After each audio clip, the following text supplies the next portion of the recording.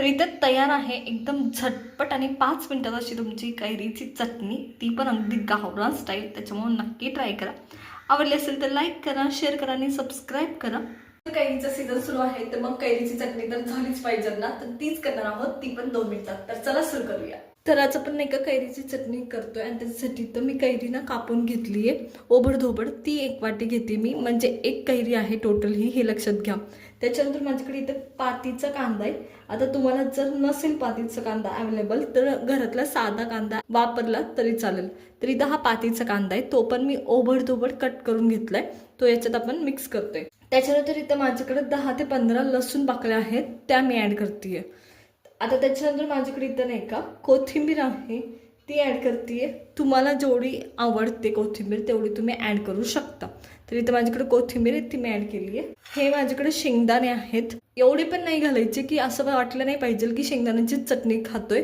या दृष्टीने जर तुमच्याकडे 1 वाटी कैरी असेल तर अर्धा वाटी किंवा पाव वाटीला थोडीशी जास्त, पण अर्धा वाटीपेक्षा कमी अशी हे शेंगदाणे टाकायचे. तर मी इथे हे शेंगदाणे ॲड केलेत.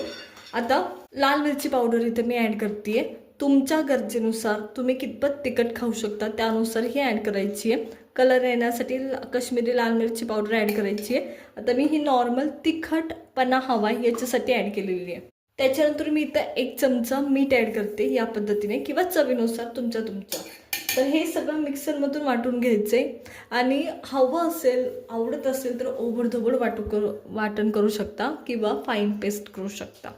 आता मी खूप ओबडधोबड पण नाही करणार आणि खूप फाईन पेस्ट पण नाही करणार. नॉर्मल वाटलं पण जावं आणि त्याच्यात कैरी लागावी पण, अशी मी ह्याची वाटण करून घेणार आहे. तर चला करून घेते मग. तर इथे पहा, हे वाटण करून झाले. आता मी तुम्हाला वाटलेलं दाखवते.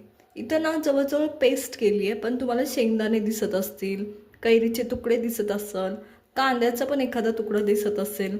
असं हे वाटलं जावं आणि हे खूप सुंदर लागतं. तर त्याच्यामुळे नक्की ट्राय करा.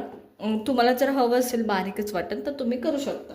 तर चला साईडला काढून घेऊया मग पटकनी. तर पहा, इथं मी ही सगळी कैरीची चटणी साईडला काढून घेते आणि तुम्ही टेक्स्चर पहा, अप्रतिम झालाय आणि खूप सुरेख दिसते बरं.